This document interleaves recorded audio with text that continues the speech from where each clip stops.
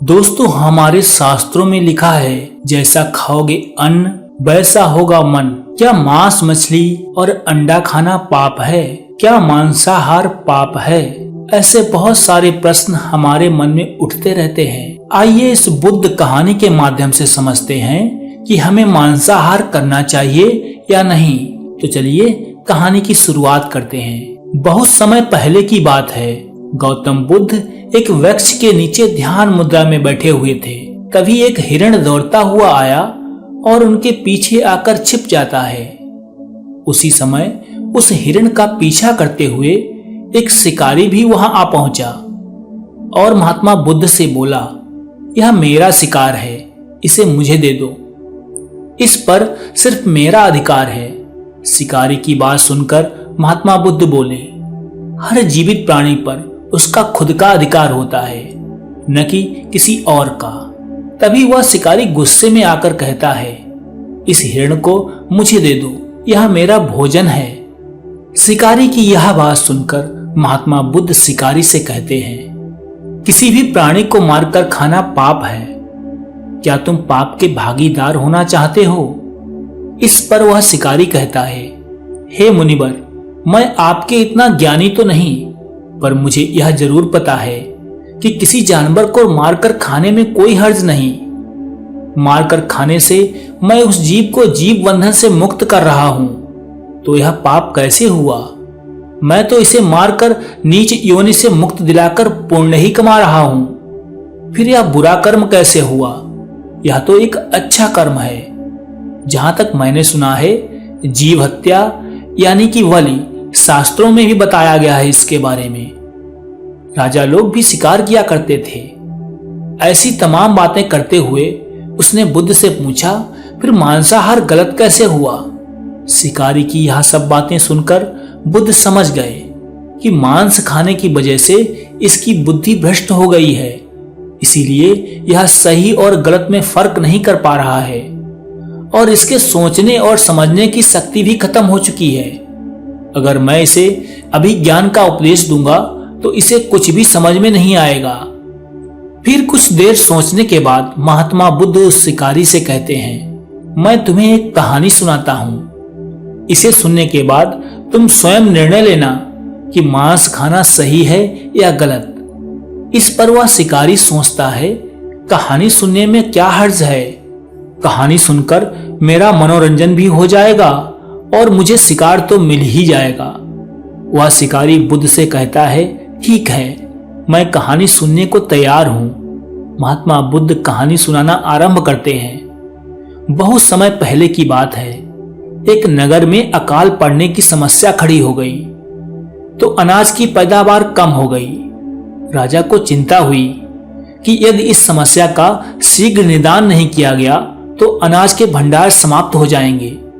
अनाज के भंडार समाप्त होने से और भी बड़ा संकट पैदा हो जाएगा। इस समस्या के समाधान के लिए राजा ने राज्यसभा की बैठक बुलवाई और सभी से पूछा, नगर में अकाल की समस्या खड़ी हो गई है और अनाज भंडार भी समाप्त होने वाले हैं। इस समस्या को सुलझाने के लिए मैंने आप लोगों को बुलाया है। कृपया करके बताएं कि खाने के लिए सबसे सस्ती वस्तु क्या है? सारे मंत्रीगण सोच में पड़ गए, क्योंकि चावल, गेहूं इन सबको उगाने के लिए बहुत मेहनत करनी पड़ती है। वह तभी प्राप्त होते हैं जब प्रकृति का प्रकोप न हो। अकाल के समय तो कुछ भी सस्ता हो ही नहीं सकता। तभी एक शिकार का शौक रखने वाले मंत्री ने सोचा कि यही उत्तम अवसर है, क्यों न अधिक शिकार करने के लिए राजा की अनुमति ले ली जाए। उसने सभा में कहा कि सबसे सस्ता खाद्य पदार्थ है मांस। इसके लिए धन का खर्च भी नहीं है और पौष्टिक खाना भी मिलता है। सभी मंत्रियों ने इस बात का समर्थन कर दिया, लेकिन दरबार के राजगुरु अभी चुप थे। राजा ने पूछा कि राजगुरु, आप चुप क्यों हैं? आपने कोई सुझाव नहीं दिया। आपकी क्या राय है? राजगुरु ने कहा, मैं यह नहीं जानता कि मांस सबसे सस्ता पदार्थ है। इस विषय पर मैं अपने विचार कल प्रस्तुत करूंगा। उसके बाद राजगुरु वहां से चले गए। राजगुरु उसी रात मांस आहार का सुझाव देने वाले मंत्री के घर पहुंचे मंत्री ने इतनी देर रात राजगुरु को अपने घर आया देखकर घबरा गया। राजगुरु ने कहा, शाम को महाराज बीमार हो गए हैं, उनकी हालत बहुत खराब है। राजवैद्य ने कहा है कि किसी शक्तिशाली देह का 2 तोला मांस मिल जाए तो राजा के प्राण बचाए जा सकते हैं।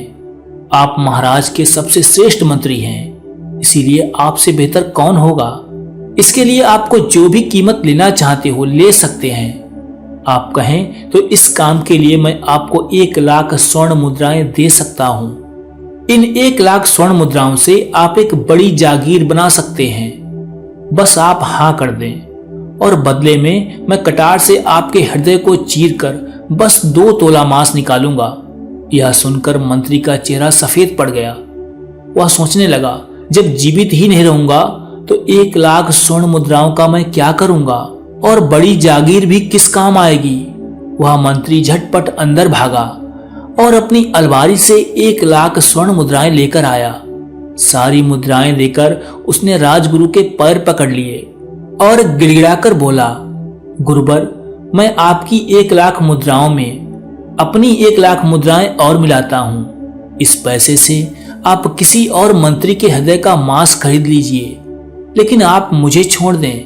यह बात किसी और को पता न चले।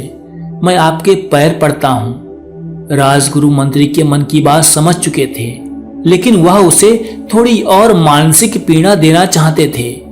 राजगुरु ने आगे कहा, मंत्री जी, आप शरीर से हष्ट पुष्ट हैं। आपकी कद काठी महाराज से मिलती जुलती है, इसीलिए राजवैद्य ने खास तौर पर आपका ही नाम लिया था। आपके दान से हमारे राजा की जिंदगी बच सकती है। आप कहें तो मैं आपको राजगुरु का पद देने को भी तैयार हूं और मैं खुद आपका कर्मचारी बनकर रहूंगा, पर आप हमारे राजा को बचा लीजिए।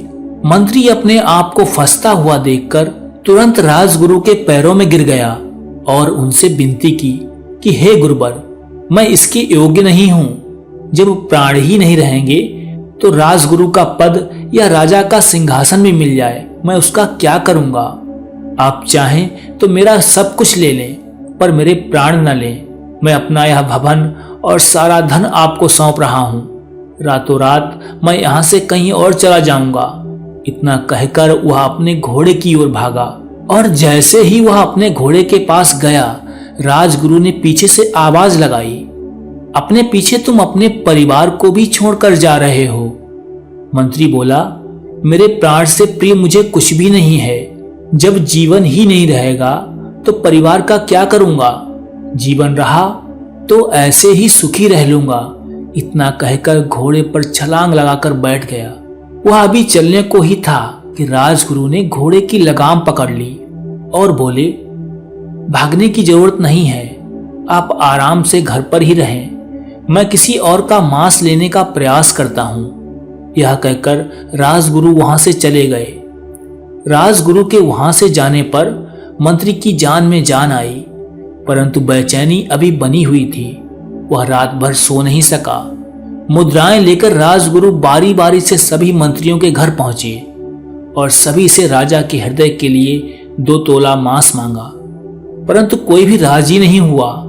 सभी ने अपने बचाव के लिए राजगुरु को 1 लाख से 5 लाख तक मुद्राएं दे दी। इस प्रकार राजगुरु ने एक ही रात में लगभग 1 करोड़ स्वर्ण मुद्राएं जमा कर ली। फिर सुबह होने से पहले ही अपने महल में पहुंच गए। अगले दिन राज्यसभा में सभी मंत्री समय से पहले ही पहुंच गए। सभी यह जानना चाहते थे कि राजा जी स्वस्थ हैं कि नहीं, लेकिन किसी ने भी एक दूसरे से कोई बात नहीं की। सबको राज्यवैद्य के आने का इंतजार था, क्योंकि राज्यवैद्य से ही कोई सही सूचना मिल सकती थी। राजगुरु ने सैनिकों को पहले से ही आज्ञा दे रखी थी कि जब तक महाराज राज्यसभा में न आ जाएं, तब तक किसी भी मंत्री को महल से बाहर जाने की आज्ञा नहीं है। कुछ समय बाद महाराज वहां पर आए और अपने सिंहासन पर आकर बैठ गए। सभी मंत्रियों ने देखा कि राजा तो बिल्कुल स्वस्थ हैं, उन्हें तो कुछ भी नहीं हुआ है। सभी मंत्री समझ गए कि राजगुरु ने उनसे झूठ बोला है। हर मंत्री के मन में यही विचार चल रहा था, पर कोई एक दूसरे से बात नहीं कर रहा था। तभी राजगुरु ने राजा के समक्ष 1 करोड़ स्वर्ण मुद्राएं रख दी। राजा ने पूछा, यह स्वर्ण मुद्राएं किसके लिए हैं और कहां से आई हैं? राजगुरु ने कहा, 2 तोला मांस के लिए इतनी धनराशि जुटाई है, पर मांस नहीं मिला। अपनी जान बचाने के लिए मंत्रियों ने यह स्वर्ण मुद्राएं दी हैं। अब आप यह विचार कीजिए कि मांस कितना सस्ता है। राजा को बात समझ में आ गई। उन्होंने प्रजा से अधिक परिश्रम करने का निवेदन किया और राजा के अनाज के भंडार से अनाज निकालकर प्रजा को दिया गया। राजा ने पौष्टिक सब्जियों की खेती करने का आदेश दिया और वह 1 करोड़ स्वर्ण मुद्राएं जनता में बांट दी गईं, ताकि वह अच्छे से खेती कर सकें। कुछ समय बाद मौसम अनुकूल हुआ और खेत लहलहाने लगे। इस प्रकार उस नगर में अकाल का संकट दूर हो गया। बुद्ध से यह ज्ञान पाकर शिकारी परिपूर्ण हो गया और उसे आत्मज्ञान हो गया कि महानता जीवन लेने में नहीं बल्कि जीवन देने में है। शिकारी बुद्ध के चरणों में नतमस्तक हो गया और उन्हें इस आत्मज्ञान के लिए धन्यवाद दिया। मित्रों, हमें इस कहानी से सीख मिलती है कि महानता जीवन लेने से नहीं बल्कि जीवन देने से है। जैसे हम इंसानों को अपना जीवन प्रिय होता है, वैसे ही जानवरों को भी अपना जीवन प्रिय होता है। अगर हम इंसानों को थोड़ी सी भी तकलीफ होती है तो हम रोने लगते हैं। जरा सोचिए उन बेजुबान जानवरों के बारे में जिन्हें इंसान बेदर्दी से काटता है, तो उन्हें कितना दर्द होता होगा। प्रकृति ने हमें खाने के लिए कितना कुछ दिया है। प्रकृति ने हमें इतना दिया है कि जिससे हमारे शरीर की सारी जरूरतें पूरी हो सकती हैं। लेकिन आजकल लोगों को एक बहाना मिल गया है कि शाकाहारी भोजन से हमें प्रोटीन नहीं मिलता, हमें मिनरल्स नहीं मिलते, और अपनी जीभ के स्वाद के लिए मासूम जानवरों को काट दिया जाता है, केवल इसीलिए कि वह बेजुबान जानवर इंसानों से कमजोर होते हैं। अगर आप किसी इंसान की जान ले लें तो पूरे देश में हाहाकार मच जाता है, लेकिन हम इंसानों की नज़र में इन जानवरों के प्राणों की कोई अहमियत नहीं। हमें यह समझ लेना चाहिए कि यह पृथ्वी जितनी हमारी है उतनी ही इन जानवरों की भी है। जब प्रकृति हमसे भेदभाव नहीं रखती और समान रूप से हमें हवा और प्रकाश देती है, तो हम इंसानों को भी कोई हक नहीं है कि हम इन जानवरों की जान ले लें। दोस्तों, मैं आपसे यह नहीं कहता कि आप नास्तिक बनो, और न ही मैं यह कहता हूं कि आप आस्तिक बनो। आप केवल वास्तविक बनो। प्रकृति ने हमें बुद्धि दी है। जीवन में कोई भी फैसला लेने से पहले उस बुद्धि का प्रयोग अवश्य करें, क्योंकि एक गलत फैसला हमें पाप से जोड़ देता है और पाप हमें जिंदगी भर कष्ट देता है। तो दोस्तों, कैसी लगी आपको यह कहानी? कमेंट करके हमें जरूर बताएं, और अगर अच्छी लगी हो तो चैनल को सब्सक्राइब करना न भूलें। तो मिलते हैं कल अगली कहानी में। तब तक के लिए नमस्कार।